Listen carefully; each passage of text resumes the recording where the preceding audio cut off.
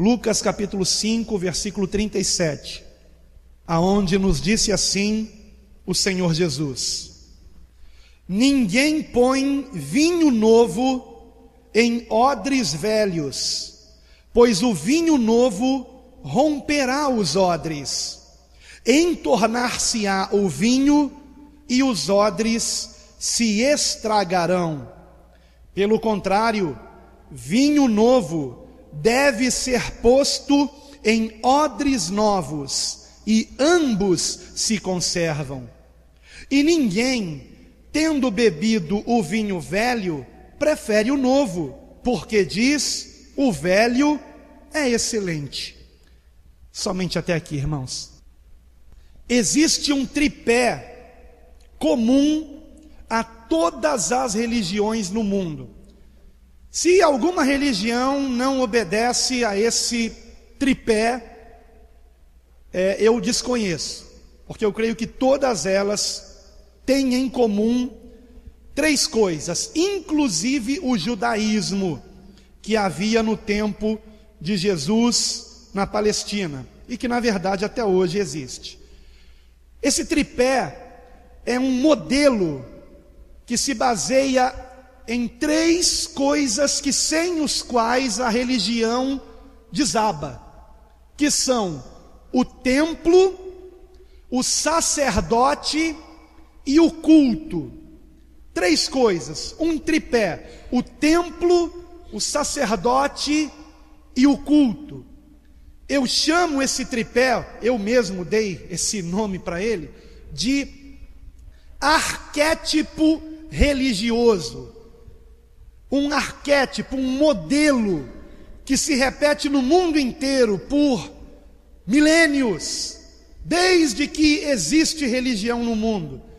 Existe templo, existe sacerdote e existe culto. Quando eu digo culto, eu não me refiro apenas a culto evangélico, culto de qualquer natureza. Existe culto afro, culto indígena, todo tipo de culto que você possa imaginar. Então, aonde há religião, existe isso: o templo, que é um lugar sagrado; o sacerdote, que é o homem sagrado; e o culto, que é dirigido pelo sacerdote no lugar sagrado, para que as pessoas tenham contato com o divino. Então, aonde há religião, existe esse arquétipo religioso: templo, sacerdote e culto. O problema é que o arquétipo religioso que eu acabo de mencionar, ele passa por uma profunda transformação com a vinda de Cristo na pessoa de Jesus de Nazaré. O Senhor Jesus, por meio da sua presença, por meio da sua mensagem, do seu ensinamento, vai frontalmente de encontro a esse arquétipo e destrói esse arquétipo, ultrapassando esse arquétipo, nos levando a uma libertação da mentalidade reduzida, limitada, de templo, de sacerdote e de culto.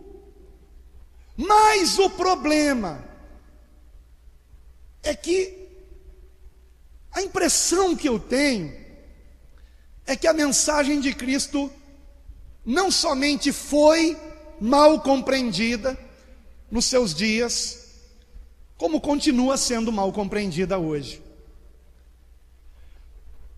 Até que no início da igreja, a igreja que nós vemos no livro de Atos dos Apóstolos, os discípulos de Cristo compreenderam bem isso.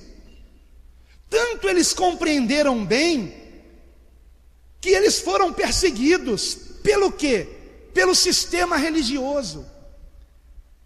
Porque justamente eles compreendiam isso, eles compreendiam que Jesus trouxe uma revolução, uma libertação desse sistema religioso que nos prende, que nos limita, que faz com que a nossa mente fique reduzida.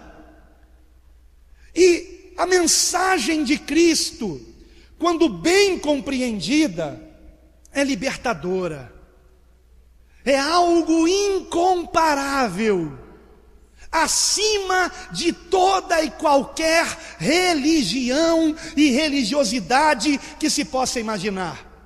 Porque a religião é uma tentativa do homem chamar a atenção de Deus, é uma tentativa do homem chegar a Deus. E por isso se constroem templos suntuosos e declaram: é aqui que Deus mora, esse é o santuário de Deus. E por isso então os sacerdotes usam uma roupa diferente. Vejam o Papa, por exemplo, que essa semana está chegando no Brasil. Você nunca vai ver o Papa numa roupa comum, você vai sempre vê-lo com uma roupa sacerdotal, não é? E a mesma coisa os padres e alguns pastores também, em algumas denominações ainda seguem essa linha de uma roupa sacerdotal. Então, essa ideia é totalmente abolida por Cristo. Ele nos liberta de tudo isso. E quando nós acabamos de ler isso aqui, esses versículos que nós lemos, do 37 ao 39, o Senhor está tratando exatamente disso. O que é um odre? O odre é o local onde o vinho é armazenado. E o Senhor está alertando que não se deve colocar vinho novo em odres velhos. Por quê? Se colocarmos vinho novo em odres velhos, como está escrito aqui, o vinho novo romperá os odres, entornar-se-á o vinho e os odres se estragarão. E ele declara que vinho novo se deve colocar em odres novos, e ambos se conservam. Isso significa, vocês sabem, que o vinho é o simbolismo da própria pessoa de Cristo, do sangue de Cristo. Não é por acaso que o primeiro milagre realizado por Jesus foi transformar água em vinho.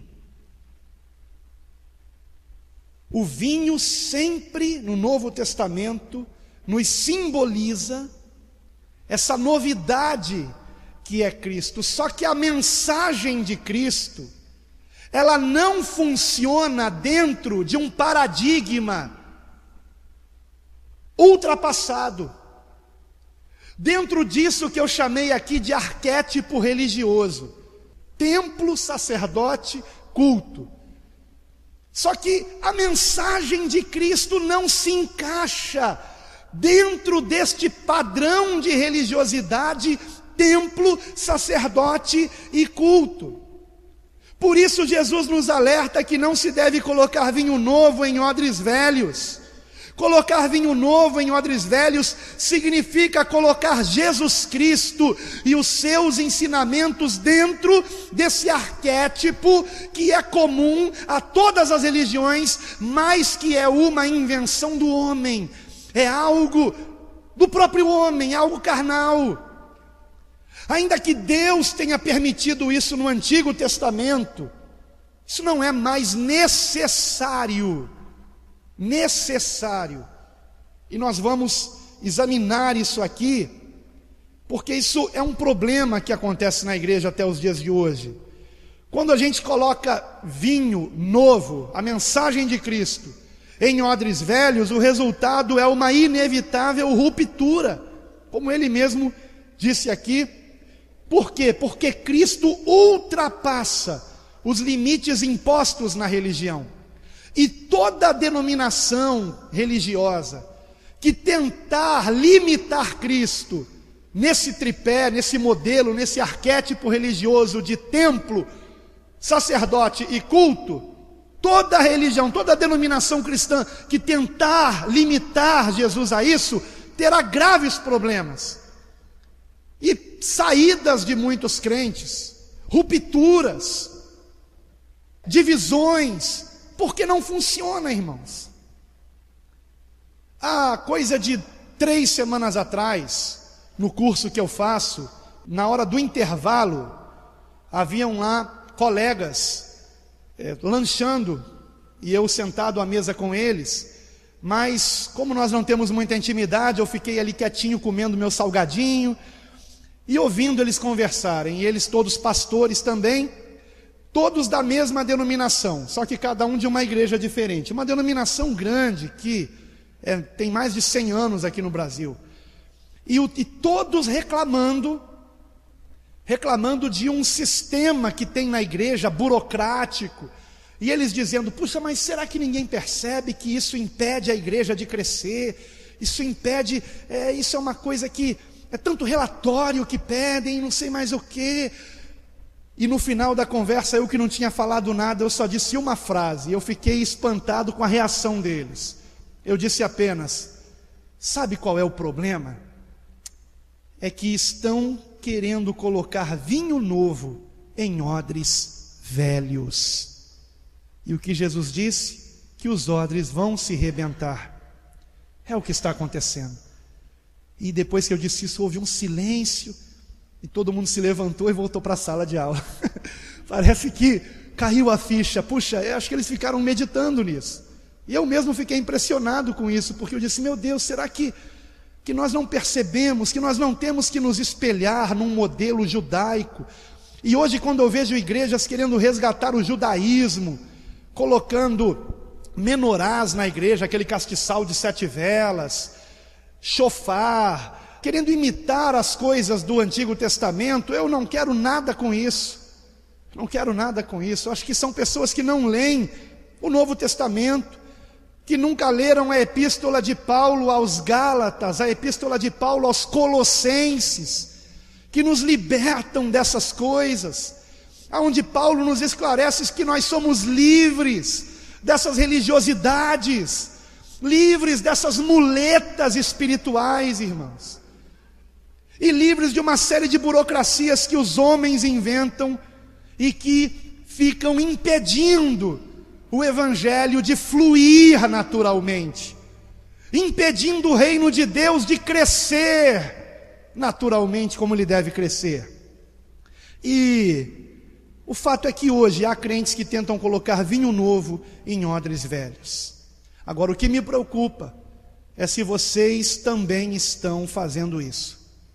O que me preocupa é se a mente de vocês ainda está condicionada nessas 3 coisas: templo, sacerdote e culto.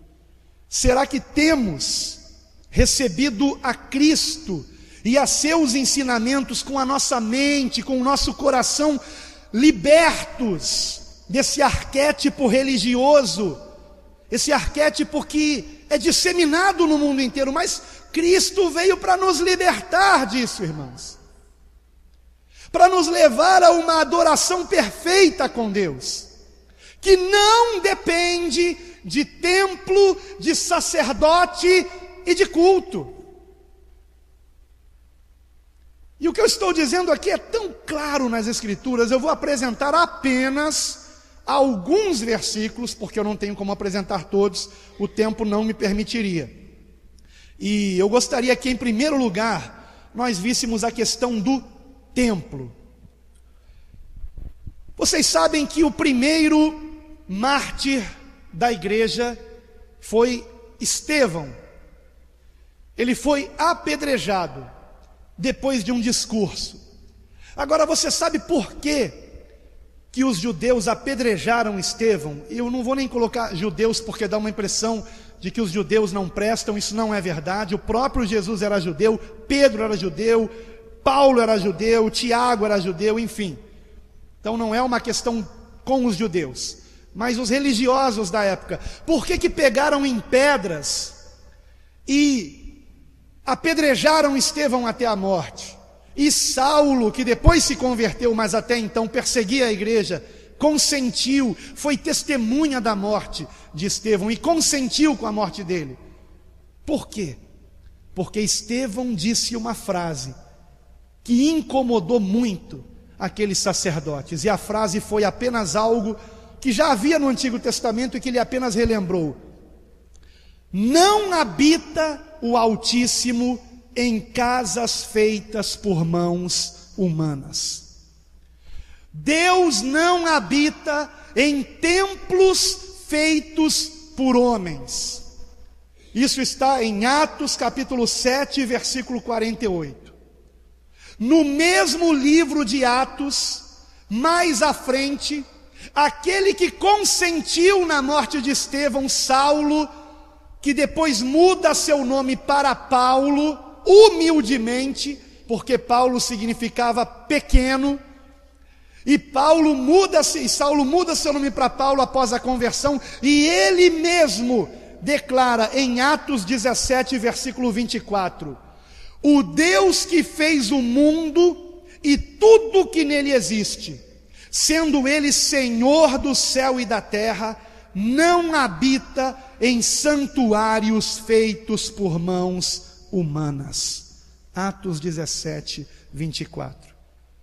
E na epístola que ele, Paulo, escreve aos Coríntios, no capítulo 3, versículo 16, diz o seguinte: não sabeis que vós sois santuário de Deus, e que o Espírito de Deus habita em vós?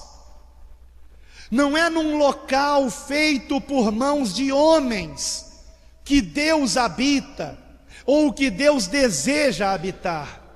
Aonde Deus habita, aonde Deus quer fazer morada, é em cada um de nós, irmãos. Que você jamais venha para esse lugar imaginando que aqui é que Deus está morando, e que quando você vai embora, Deus fica aqui, e que você então passa o resto da semana distante de Deus até o próximo dia de culto, quando você volta para esse lugar aonde nós nos reunimos, e aqui Deus está te esperando. Só que, irmãos, essa mentalidade de que Deus habita em templos por mãos de homens continua sendo ensinada. E o que me preocupa é que o povo brasileiro, os evangélicos do Brasil, tem um grave problema. A maioria dos evangélicos não poderiam se chamar evangélicos, sabe por quê? Porque não leem os evangelhos. Sabe o que eles aprendem de Jesus? O que eles escutam nas músicas gospel. Então o ensinamento da maioria dos evangélicos aqui no Brasil, pelo menos, é o que toca na rádio. A pessoa passa o dia ouvindo rádio evangélica, e é daquilo que ele se alimenta. Então, por exemplo, na música evangélica, diz o quê? Quando eu cheguei aqui, meu Senhor já estava. A música é gostosa, não é verdade? A letra é bonitinha, mas isso é contrário ao que Jesus ensinou. Ora, quando eu cheguei aqui, não, ele não estava não. Quando eu cheguei aqui, ele chegou comigo. Ele chegou comigo. Ele chegou com você aqui hoje. E quando você for embora e todos trancarmos portas e tudo mais, Ele continuará conosco aonde nós estivermos, irmãos. Porque nós, cada um de nós é que somos santuário de Deus. Então precisamos nos libertar dessa mentalidade ensinada em músicas, ensinada por pessoas que não leem os evangelhos, de que Deus habita onde o homem construiu um templo para Ele. Deus habita em nós. Ele nunca te deixa sozinho. Por isso Jesus disse: estarei convosco todos os dias até a consumação dos séculos. Por isso está escrito no último capítulo de Hebreus: nunca te deixarei, jamais te abandonarei. Nunca pense que você está sozinho, que Deus não está contigo. Desperte para essa realidade. Ele está com você todo o tempo. Todo o tempo. O bater do teu coração é algo que é movido pelo próprio Deus, irmãos. Deus é o autor da vida, esse mistério, esse milagre maravilhoso que é a vida. Deus é o autor da vida. Deus é o autor da nossa fé. Nós não somos chamados para edificar templos, nós somos chamados para edificar vidas. Amém, queridos? Talvez algumas pessoas não participem do encontro nos lares, porque esse encontro não é feito dentro de um templo. Você pensa que Deus não está no encontro nos lares? Que Jesus não está atuando no encontro nos lares? Muitas vezes nós somos mais edificados no encontro que temos nos lares do que no encontro que temos aqui. Porque no encontro nos lares não é apenas um falando e os demais ouvindo. Todos nós estamos participando, ou pelo menos deveria ser assim. O discipulador, o anfitrião, não devem falar mais do que os outros, devem motivar os outros a falar, para que possamos todos desenvolver nossos dons, irmãos, para a glória de Deus. Então você note que a edificação era o foco. Por isso, em Romanos, capítulo 14, versículo 19, Paulo escreveu assim: seguimos as coisas da paz e também as da edificação de uns para com os outros. É isso que temos que seguir. Na primeira epístola aos Tessalonicenses 5, versículo 11, ele escreveu: consolai-vos, pois, uns aos outros e edificai-vos reciprocamente. Ele não disse: consolai-vos, pois, uns aos outros e edifiquem uma igreja. Eles eram a igreja, assim como nós somos a igreja. Quando o termo casa de Deus aparece no Novo Testamento, e ele aparece pelo menos 2 vezes, ele deixa bem claro que a casa de Deus somos nós, que cada um de nós é uma pedra viva, edificando uma casa espiritual, para Deus que é Espírito, irmãos. Amém, amados? Aleluia! E finalmente um dos meus prediletos, Efésios 4, versículo 15 e 16, onde está escrito: mas, seguindo a verdade em amor, cresçamos em tudo, naquele que é a cabeça, Cristo, de quem todo o corpo, bem ajustado e consolidado pelo auxílio de toda a junta, segundo a justa cooperação de cada parte, efetua o seu próprio aumento para a edificação de si mesmo em amor. O amor edifica. O conhecimento incha, disse o próprio Paulo, mas o amor edifica. Então, quando nós exercemos o amor uns pelos outros, nós somos edificados para a glória de Deus. É essa edificação que Deus espera, que nós sejamos edificados em amor, que sejamos fortalecidos, irmãos, para a glória de Deus. O segundo ponto importante é a questão do sacerdócio. É a imagem, a figura, o modelo de um sacerdote. O que é um sacerdote? Sacerdote é o termo que define alguém que tem contato com Deus, alguém que está entre Deus e os homens.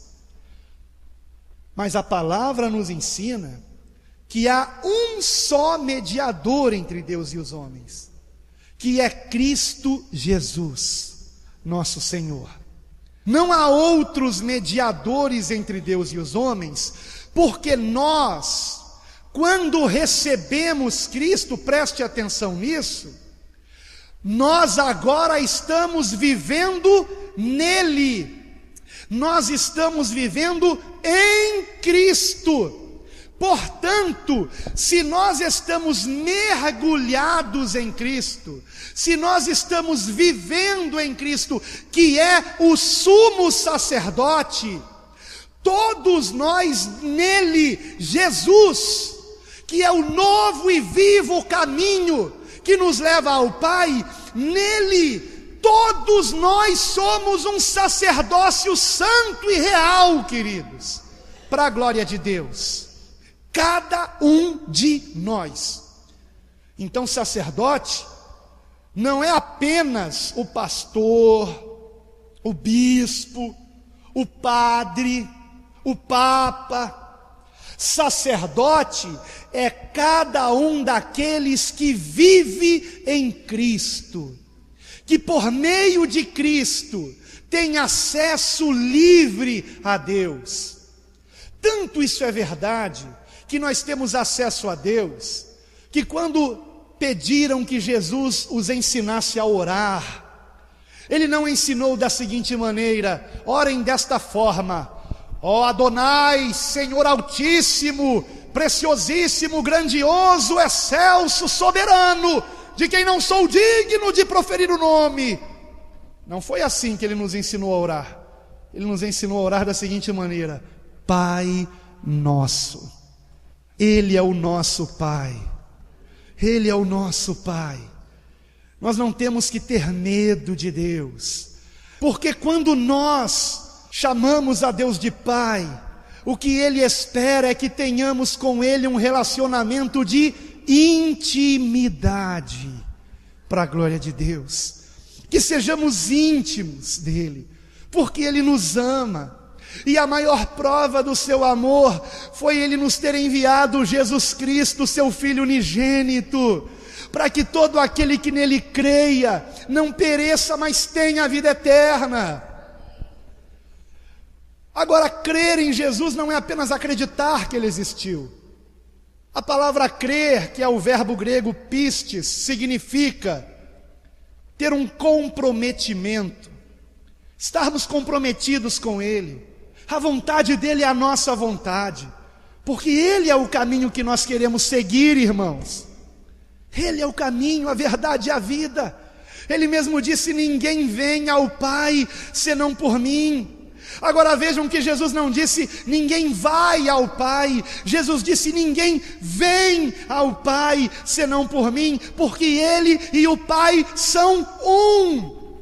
E Jesus disse que aquele que o amar será amado pelo Pai, e ambos, o Pai e o Filho, virão e farão morada em nós, que amamos o Senhor. Se você ama o Senhor, Ele faz morada em você, não está distante, e para você falar com Ele, você não precisa de mim.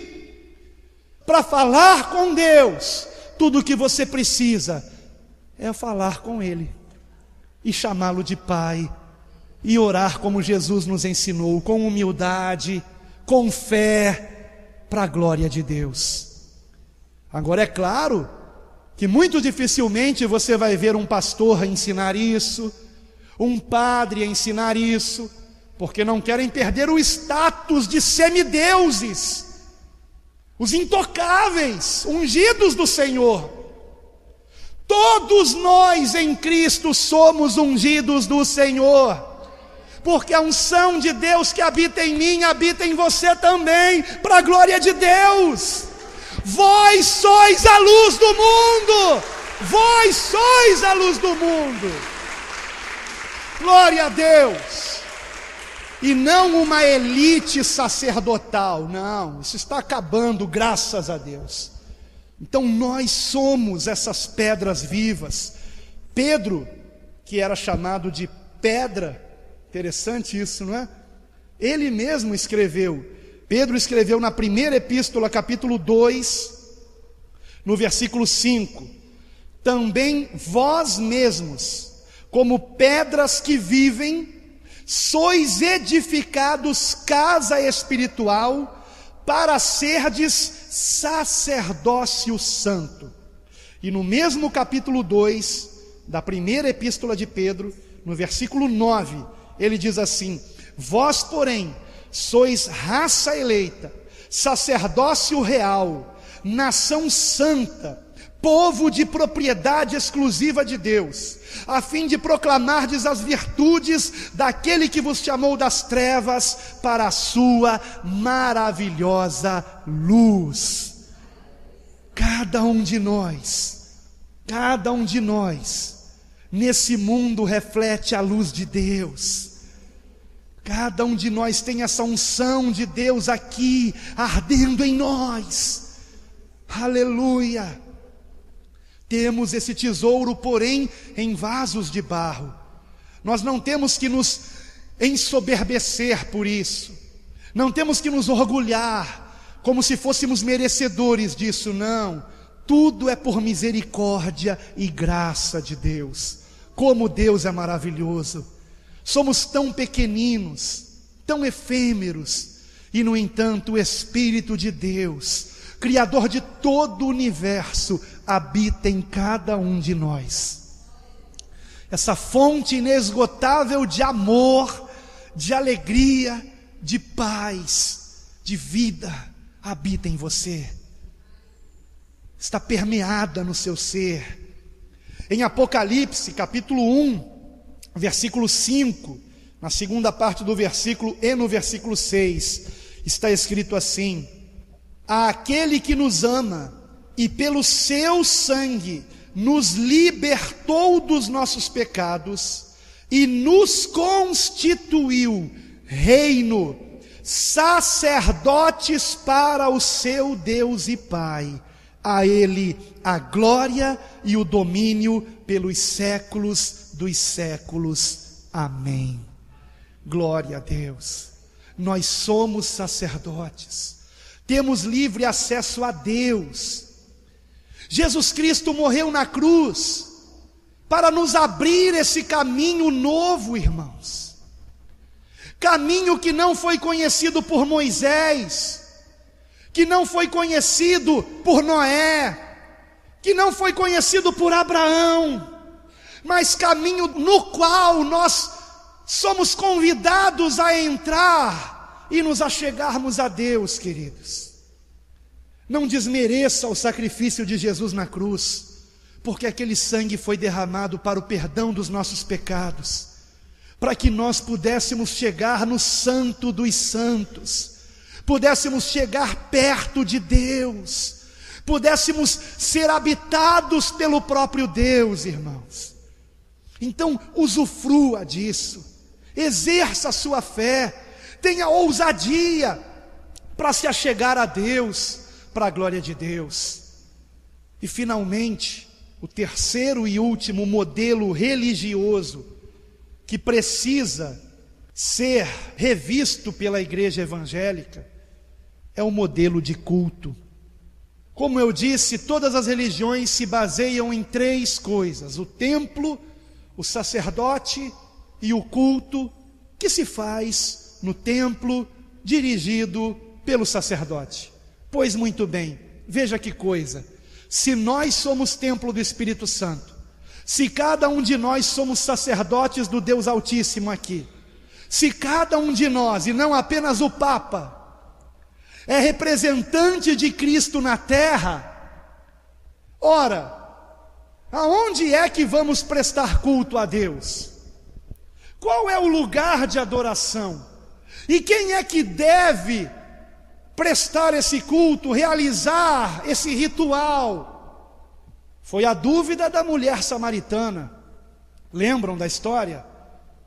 Jesus chega a um poço e ali havia uma mulher tirando água, e Jesus pede a ela de beber, e eles começam um diálogo, e então a mulher percebe que Jesus era profeta, porque ele havia revelado que ela era uma mulher adúltera.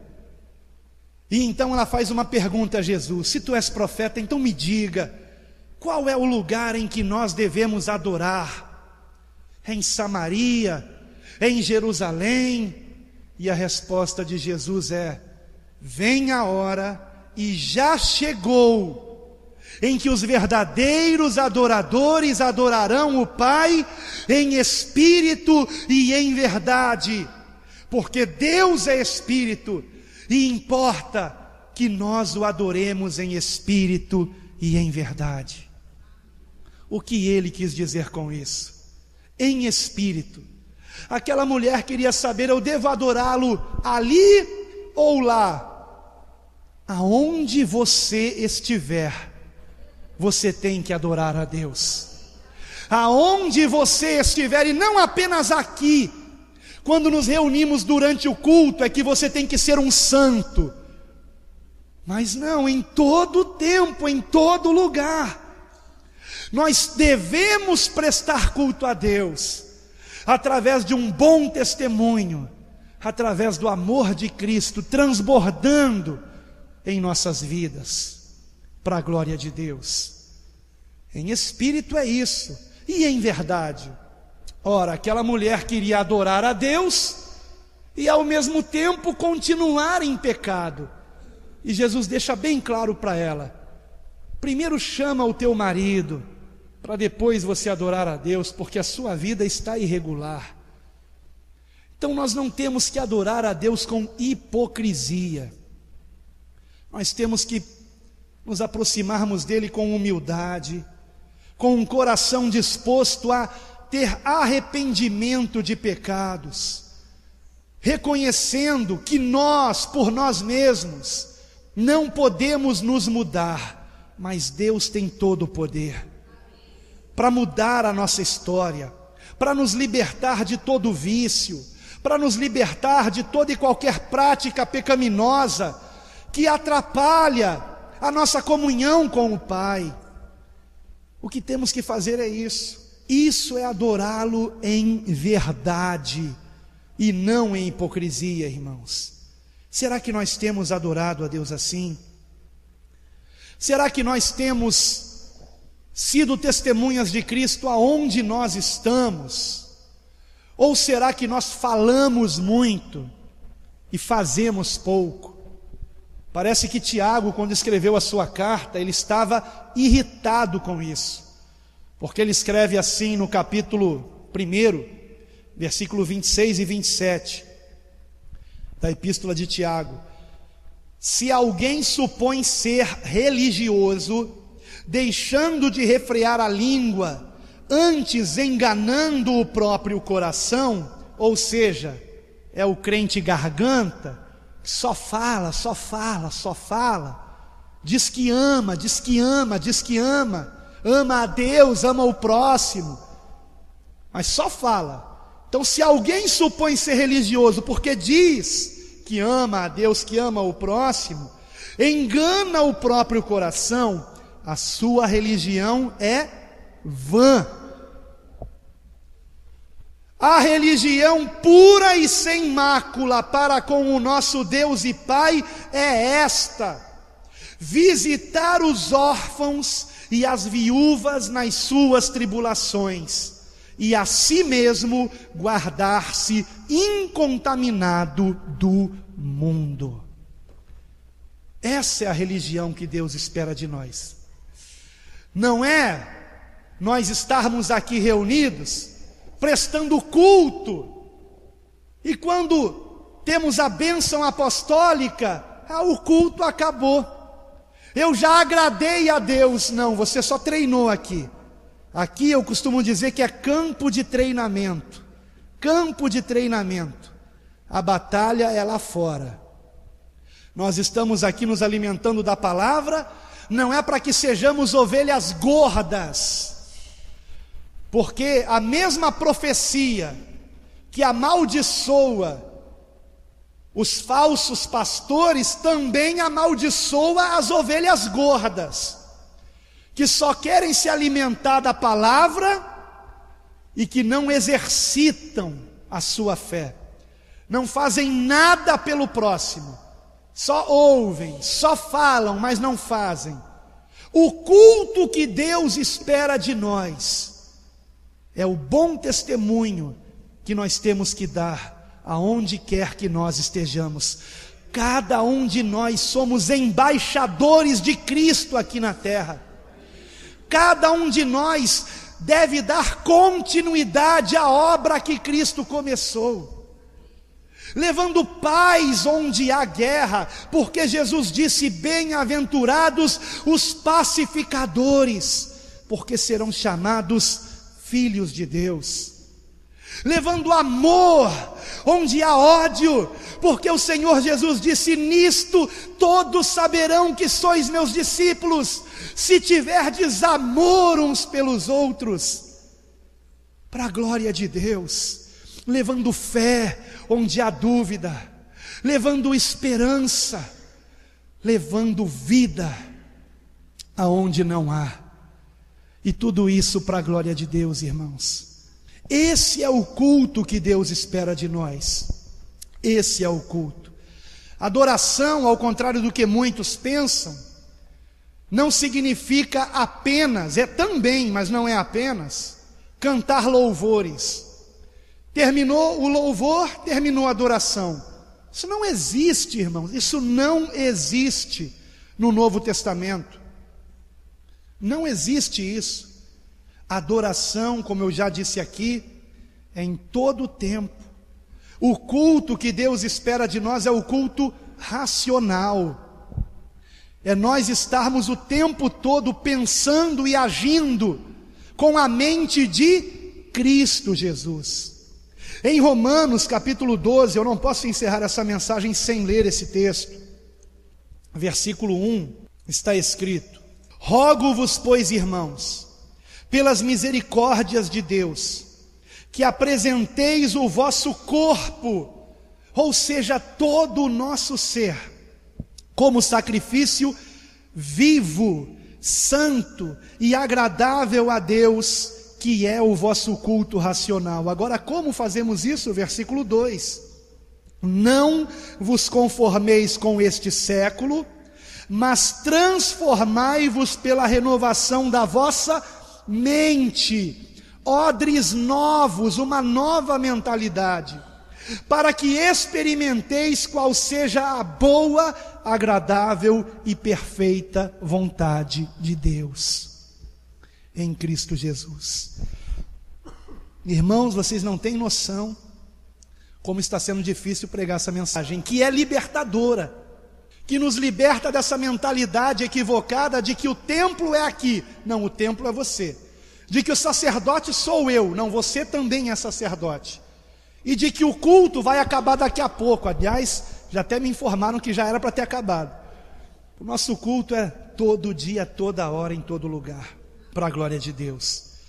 E nós temos a mentalidade de que Deus só é glorificado quando nós estamos aqui e abrimos a boca e damos um glória a Deus. Ah, eu glorifiquei a Deus porque eu dei um glória a Deus. Quando na realidade Jesus nos ensinou o seguinte: nisto é glorificado o meu Pai, em que deis muito fruto, e assim vos tornareis meus discípulos. João 15:8. Mas continua em Romanos, que eu vou voltar para aí já já. Muita gente pensa que Deus é glorificado quando nós estamos aqui cantando, ouvindo a palavra, orando nesse lugar, quando o que Deus espera é que nós glorifiquemos a Ele por meio das nossas ações, daquilo que fazemos no dia a dia. O próprio Jesus disse em Mateus 5,16: brilhe também a vossa luz diante dos homens, para que vejam as vossas boas obras e glorifiquem a vosso Pai que está nos céus. Então, quando é que o Pai é glorificado? Quando as pessoas veem as boas obras que fazemos. Você quer glorificar a Deus? Você quer? Amém? Você quer glorificar a Deus?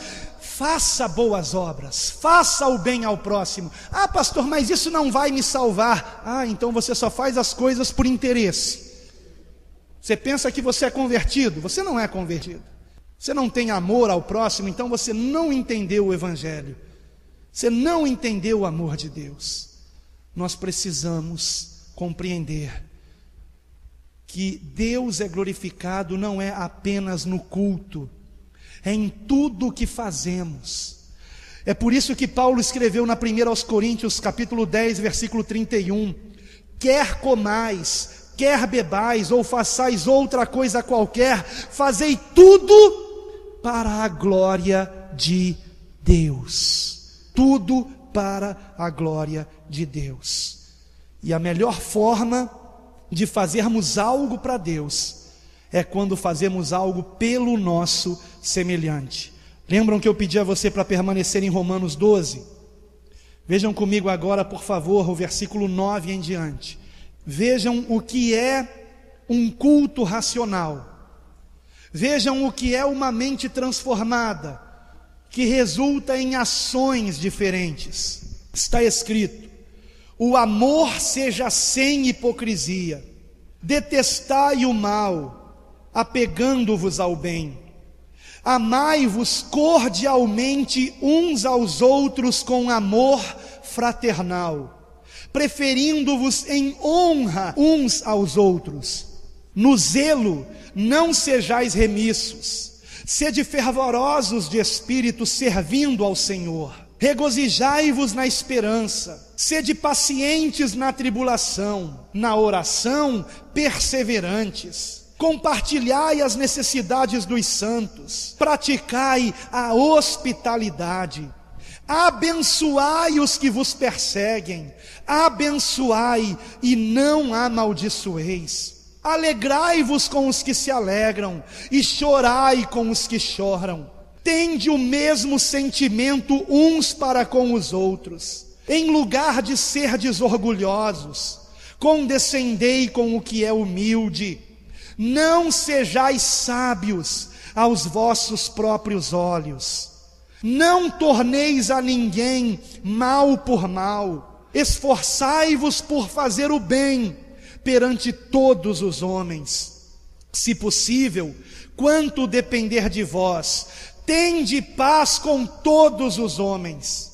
Não vos vingueis a vós mesmos, amados, mas dai lugar à ira, porque está escrito: a mim me pertence a vingança, eu é que retribuirei, diz o Senhor. Pelo contrário, se o teu inimigo tiver fome, dá-lhe de comer. Se tiver sede, dá-lhe de beber, porque fazendo isto, amontoarás brasas vivas sobre a sua cabeça. Não te deixes vencer do mal, mas vence o mal com o bem. Esse é o culto que Deus espera de nós. Esse é o culto, todos os dias, em todo lugar. Será que temos feito isso? Paulo continua escrevendo, e no capítulo seguinte, Romanos 13, versículo 8 em diante, ele diz assim: a ninguém fiqueis devendo coisa alguma, exceto o amor com que vos ameis uns aos outros, pois quem ama o próximo tem cumprido a lei. Pois isto: não adulterarás, não matarás, não furtarás, não cobiçarás, e se há qualquer outro mandamento, tudo nesta palavra se resume: amarás o teu próximo como a ti mesmo. O amor não pratica o mal contra o próximo, de sorte que o cumprimento da lei é o amor. Esse é o culto que Deus espera de nós. Não é ficarmos aqui enganando a nós mesmos, dizermos que amamos a Deus sem amar o nosso semelhante, sem fazer por Ele o que gostaríamos que Ele fizesse por nós. Eu jamais vou esquecer do que aconteceu comigo recentemente, no Projeto Amor. Nos deparamos com um homem relativamente bem vestido, que estava jogado no chão. Ele parecia meio transtornado, e ficamos com medo de atender o pedido que ele fazia por causa disso. Ele pedia que nós levássemos ele para a casa dele, porque ele estava com labirintite, e já estava há mais de 24 horas na rua sem conseguir chegar em casa. Estava ali deitado do lado de moradores de rua, que me confirmaram a história. Mas ficamos preocupados, o homem era grande, se ele dentro do carro quisesse nos bater, fazer alguma maldade, ele iria prevalecer, porque ele era bem forte. Tão forte que quando 2 irmãos da igreja foram segurá-lo, não conseguiram, que ele caiu com tudo. E eu disse: bom, vamos ver se a gente vai te ajudar. E seguimos para outro lugar. E dentro do carro fizemos uma votação. Devemos levá-lo para casa, acreditar na história dele, ou devemos deixar ele lá e amanhã eu vou lá e levo ele para casa, se ele continuar ali. E a maioria votou que nós deveríamos deixá-lo ali, inclusive eu, por precaução. Jesus disse para a gente ser prudente como a serpente. Uma irmã dentro do carro, quase chorando, falou: pega ele, leva para casa.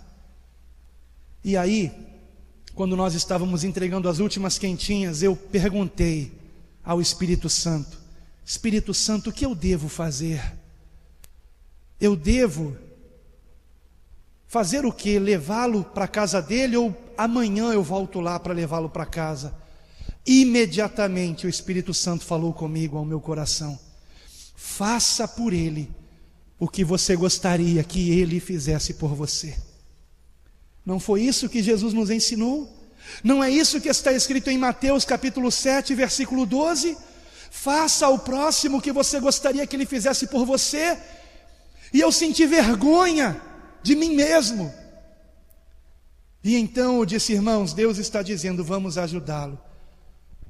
E a história era verdadeira. Nós colocamos ele em casa, e quando colocamos ele dentro de casa, na cama dele, ele deitou e deu um suspiro: ah, que alívio! E agradeceu como se nós fôssemos anjos de Deus ali. E a partir desse momento, aquilo ficou marcado para sempre no meu coração. Como hoje, por exemplo, um casal que ontem esteve aqui e que me disse que foi recebido pelo pastor Ricardo, e pastor, me disseram, fomos recebidos com muito amor, com muito carinho, e é por isso que voltamos. E nos contaram a história deles, e imediatamente me veio de novo: faça por eles o que você gostaria que fizessem por você. E eu glorifico a Deus, porque esse casal ontem, que não era dia de culto, mas estava tendo durante o dia todo a escola bíblica de férias, então eles chegaram aqui na hora do almoço e a igreja estava aberta. E o pastor Ricardo me contou que eles chegaram aqui morrendo de fome, e graças a Deus a comida era abundante, e eles comeram e comeram até se fartar, para a glória de Deus. E hoje voltaram aqui e levaram roupa, e levaram cesta básica, e levaram até dinheiro também, porque eles não tinham dinheiro nem para voltar para casa. E talvez alguém diga: mas pastor, o senhor deu dinheiro para eles? Eu dei, porque se eu estivesse no lugar deles, eu gostaria que fizessem isso por mim. Vocês lembram do que fez o bom samaritano? Ele gastou dinheiro com aquela pessoa que ele colocou na hospedaria. O nosso problema é que hoje nós queremos ajudar, mas não queremos gastar um tostão, porque talvez o nosso Deus seja o dinheiro. Se nós tivermos mais intimidade com Cristo, nós vamos descobrir que já temos tudo. Nós já temos tudo. Nós já temos o maior tesouro, que é Cristo.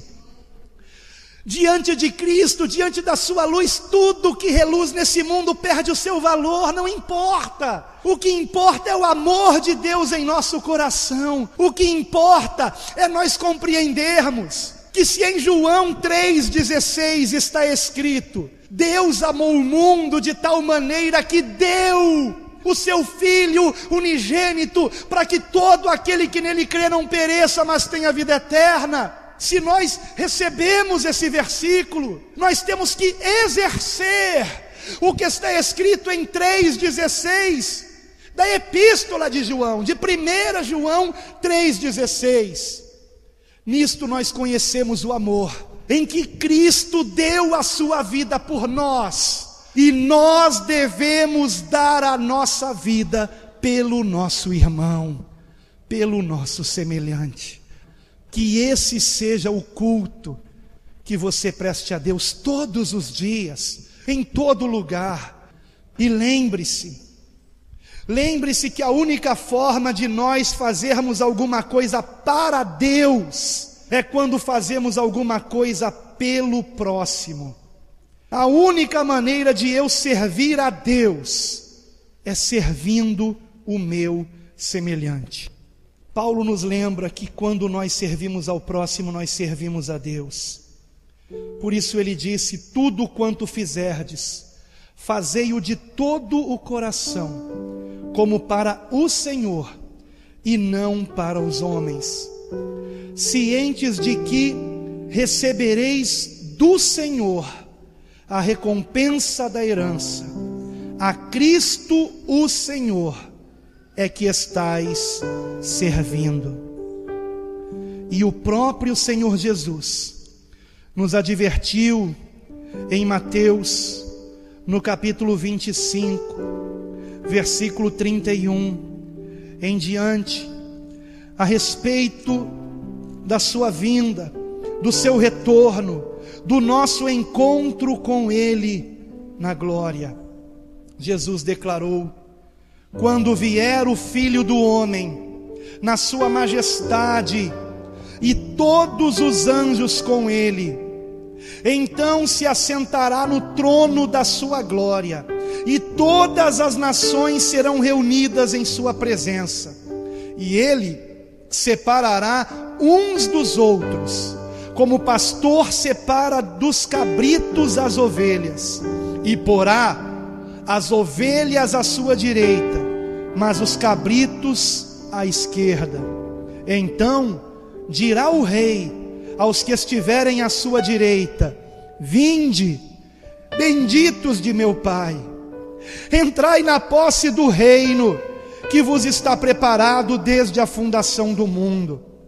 Porque tive fome e me destes de comer, tive sede e me destes de beber, era forasteiro e me hospedastes, estava nu e me vestistes, enfermo e me visitastes, preso e fostes ver-me.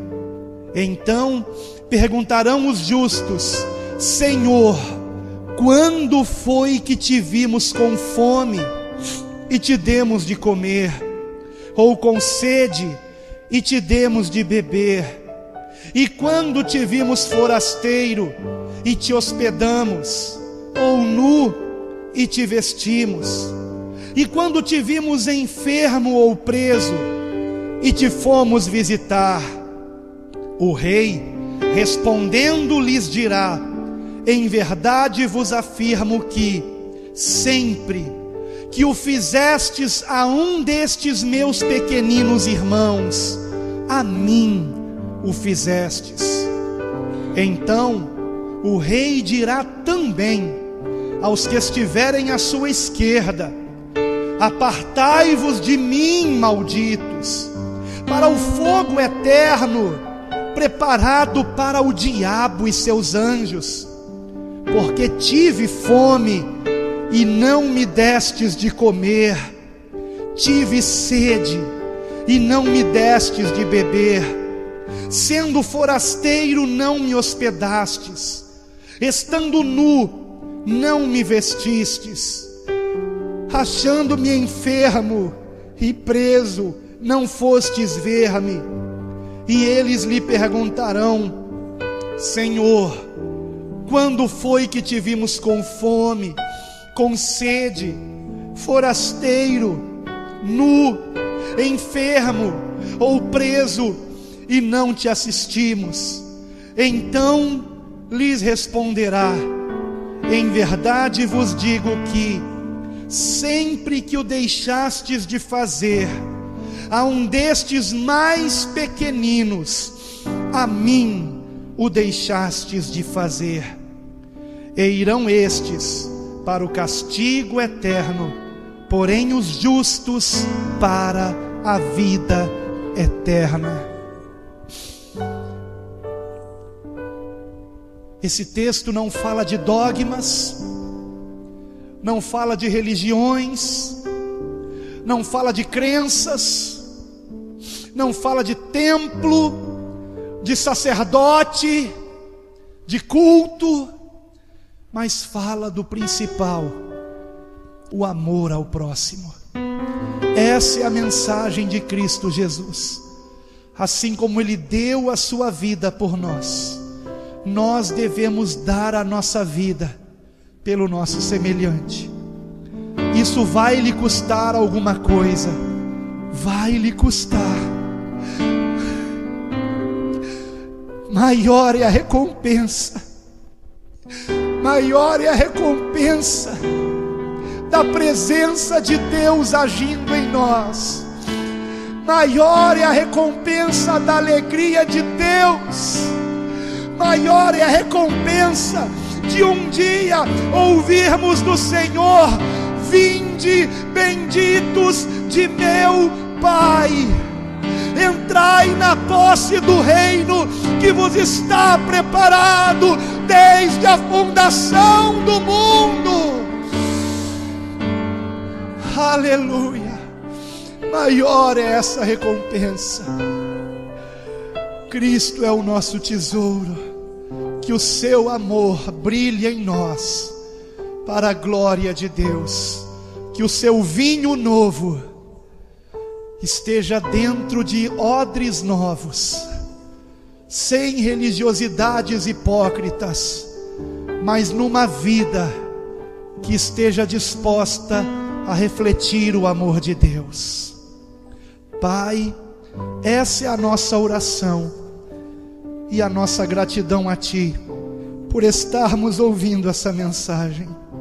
Pai, liberta-nos da religiosidade do templo, da religiosidade do sacerdote, da religiosidade do culto, e que nós nos lembremos que somos o Teu templo, que somos em Cristo Jesus Teus sacerdotes, que temos acesso a Ti, e de que o culto que o Senhor espera de nós se realiza todo dia, especialmente quando estamos diante daqueles que necessitam de ajuda, Pai, e isso para a Tua glória.